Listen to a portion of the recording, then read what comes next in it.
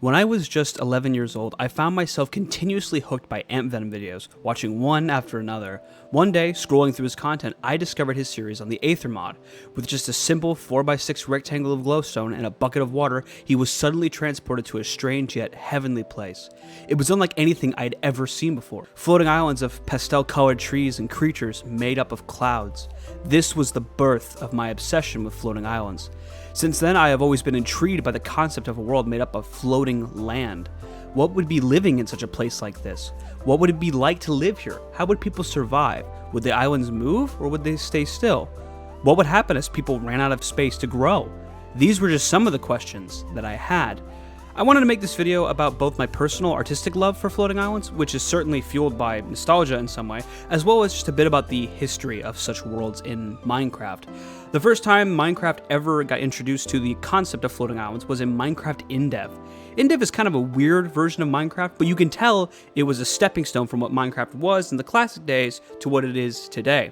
Basic crafting was introduced, diamonds were added to the game, and among other little things. However, InDev was limited by its small world sizes. Worlds were not yet infinite at this time in development. However, with smaller worlds came world types. Today we just have normal, super flat, and amplified worlds. In Minecraft InDev, there were more interesting and unique world types such as paradise, hell, or of course, floating. From there, you can pick the shape of your world. You can have a square world, a long world, or a deep one. When I first discovered this version of Minecraft, specifically the capabilities of floating islands, I immediately wanted to play it so badly. It was one of my first experiences on Minecraft, and it remains extremely challenging. You couldn't sneak in this version of Minecraft, so bridging out to the other islands was very risky. And if you were unlucky enough, you might have spawned on an island made of just sand or gravel, so placing any block below you would make you fall to your death. Overall, this may have been a fairly limited idea of what a sky dimension could be in Minecraft, but you can tell the pieces were there. It just needed a little more work. The floating islands were not just a one-off concept. During Minecraft's beta, Notch had stated he wanted to work in a sky dimension as an opposite to the Nether. The basic concept was that when players slept, there was a small chance they could be teleported to this new dimension. From there, they were challenged to figure out how to go back and forth between this dimension more efficiently. There were some screenshots of this dimension online that Notch had posted, and you can access this dimension through the beta by altering some of the code, but it was never fully implemented into the game. And so, as beta went on, the sky dimension eventually became the foundation for what we know as the end dimension, which is, in my opinion, a pretty lackluster attempt at a floating island dimension, but a pretty good attempt at being the end of the game, so it suits its role well enough. Of course, the end would later get an update in release 1.9, and while that update certainly changed the end, it's been almost 8 years since that, and we haven't seen any changes since. If you'd like to hear my thoughts about a possible end update, you can click the card in the corner of this video to watch it after this one. As I mentioned earlier, sadly, Minecraft would never see an official sky dimension added to the game. The closest we've had is data packs and the old buffet world generation type, where you could have a single biome of the overworld generated like end islands. While data packs address this lack of content and allow for multiple biome generation, simply slapping biomes onto the end islands is not the best way to set up floating island worlds. There's little diversity in shape as well as a massive lack of verticality. Because of this, I've always felt that the buffet world generation never quite lived up to its full potential, what it could have been. As of 1.20, there is no way to reasonably generate a floating island world without the assistance of data packs or mods.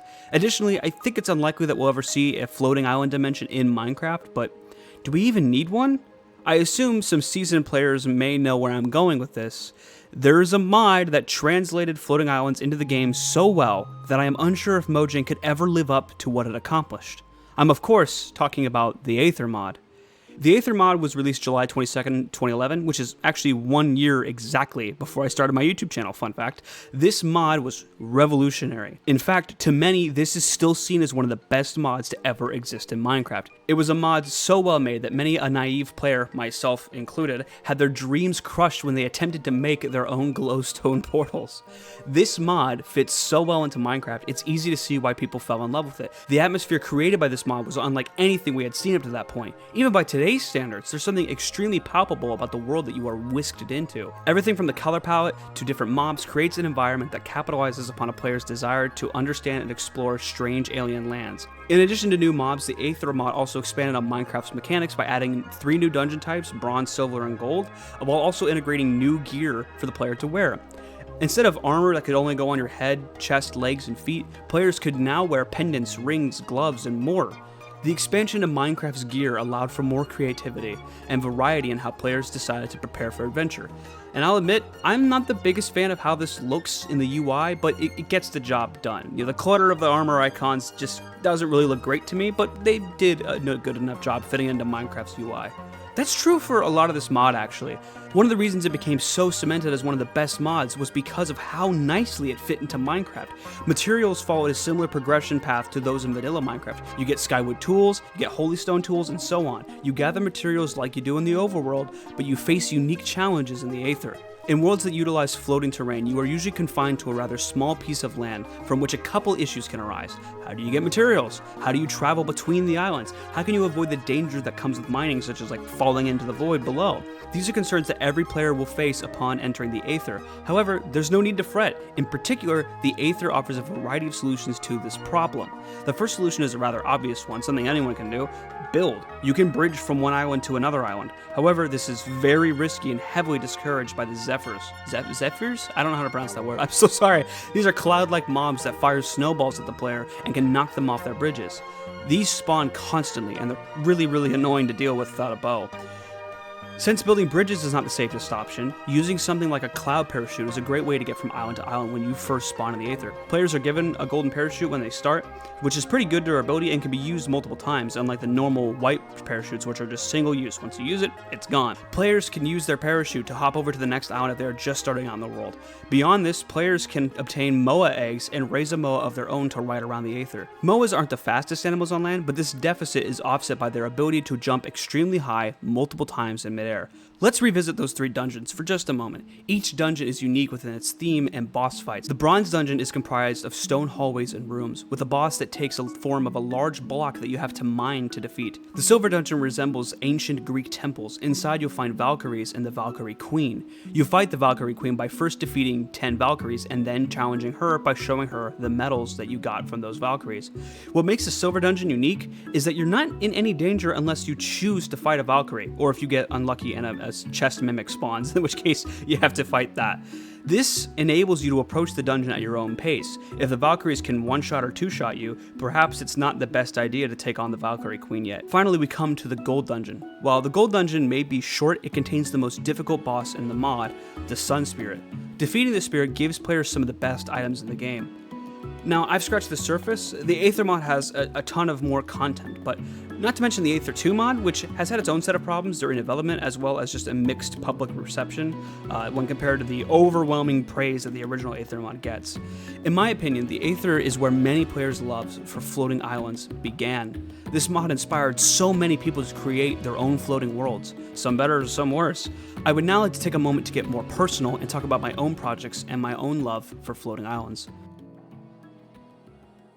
Ever since I was a teenager, I've wanted to create my own floating island world in Minecraft. Once upon a time on this very channel, I had an old series where I made little floating island worlds in creative, and then I played them on survival and filmed it to like 2 of my fans. Of course, things like Skyblock existed, but I had envisioned my floating island world as more akin to vanilla Minecraft. For years, I searched for a way to make Floating Island server with my friends. Eventually, 1 week before I graduated high school, I found a server that already had floating islands as its main gimmick. I marveled at the islands as I explored this unfamiliar world called Eversky. In addition to the terrain, the server had also had its own resource pack, which made it feel truly unique. Everything had this sort of Minecraft beta feel to it, which made me very happy as I'm very nostalgic for that period of time in Minecraft. Upon joining, I was welcomed by a couple players who wasted no time in explaining the mechanics of the world to me. The server's main point of intrigue was its roleplay mechanic. 6 or so unknown players acted as deities, changing the story and progression based on the actions of players. I came to understand that I could choose to follow one of 6 different gods, or not if I didn't feel like it. I'm still friends with several people from that server to this day. In fact, it's where I met my girlfriend over 4 years ago. While I initially only joined the server to get inspiration, I ended up sticking around to the bitter end, during which the server closed with a promise of a massive update. An update that never came. As it often goes, the creator of the server got busy with other things in life. Recently, he gave out the world file to the community, allowing us to finally see how our actions on the server had manifested in the world. To see the actions that I took personally have real consequences in this update was endlessly intriguing and inspiring. Since the closure of that server in late 2019, I've been trying to think of ways of implementing these ideas and features that I was inspired by into my own project. Initially, I created a server based off my old Minecraft adventure maps that I had made. It was a 10,000 by 10,000 block world with multiple continents, all ranging on their own themes and biodiversities. I spent a lot of time on that project. I called it The Ring because it was originally just meant to take a place on a singular landmass, but it expanded from there. And eventually, while doing that project, I learned how to make floating islands using World Edit. This was a game changer for me. I could finally achieve my goal of making a floating island world. So in around March of 2022, I scrapped The Ring and I began working on my own server, Elysium Isles. Unfortunately, when updating from 1.18 to 1.19, the world file got corrupted, causing normal overworld chunks to generate in my void world. I still have this world today, it's just my test world now. So this kind of set me back. I stopped the project for several months, but eventually I picked it back up and I got Multiverse and I started pasting many of the original islands into this new world. And from there, I began to construct a 2,500 by 2,500 block world of floating islands that include 25 different biomes, several dungeons, and its own lore and unique mechanics. The biggest change from vanilla Minecraft to Elysium Isles, which is my server, is that food no longer heals you. If you lose your health, it's gone. Players have to buy custom potions to stay alive. Additionally, diamond ore does not exist outside of dungeons. Villagers trade emeralds and echo shards, our specialized currency, which echo shards being the more expensive of the two. The economy is built to engage players to loot dungeons, where they will face custom mobs and custom bosses, as well as have the ability to find echo shards on their own. While there is an overarching story of the server, players get to have a direct part in shaping that narrative. You might have noticed that this little world of mine can be quite unforgiving. In my opinion, Minecraft has been far easy for far too long, and with my server, I want to try to up that difficulty as much as possible utilizing vanilla game mechanics. I'm not 100% mean though, and so to counteract this difficulty, I've installed an RPG plugin that allows players to level up skills beyond what is typical in Minecraft. All these mechanics and environments have been carefully planned to create an experience that feels unlike any other Minecraft server. If it weren't for you guys, my viewers, my little world of Elysium would have never taken off. I don't want it to be like a huge server, just enough for people to reach out and maybe get their own inspiration, like I was inspired years ago. If anything, I want my art to catalyze a similar level of dedication in others. As of today, I have 3 major updates for the server plan, each one increasing the world's size and scope. More lore, more islands, more biomes, more unique places. While the initial world is meant to feel a lot like vanilla Minecraft, just kind of ripped up and put into the sky, the updates I have planned take things to the next level. I have a lot of big things planned. Regardless, floating islands have always just been something that I've really loved in Minecraft. There's something about the challenge and the beauty that they represent that I haven't been able to shake for years. I suppose the point of this video is to try to encourage you all to find something that lives in your mind like floating islands do for me, and go and create art. Whatever it is you're thinking of making, make it. Art is one of the best forms of human expression. If you have an idea of a really cool painting, paint it. If you have a concept for a video game, code it. Show it off, even if you think it's bad. This is how we grow. Through the process of making my server, I've become more competent in making terrain and learning coding. Comparing my mountains, for example, to the start of development compared to the ones that I'm making now for the first major update of the server shows just how much I've progressed. These are 2 vastly different styles of mountains, and you can tell that I've come up with new techniques for forming terrain. The first one looks blocky and unnatural, whereas the last one seems to fit the surrounding terrain a little bit more and feels more natural. I've learned all of this simply by experimenting, trying new things, getting out of my comfort zone and expanding my knowledge. And I encourage all of you to do that.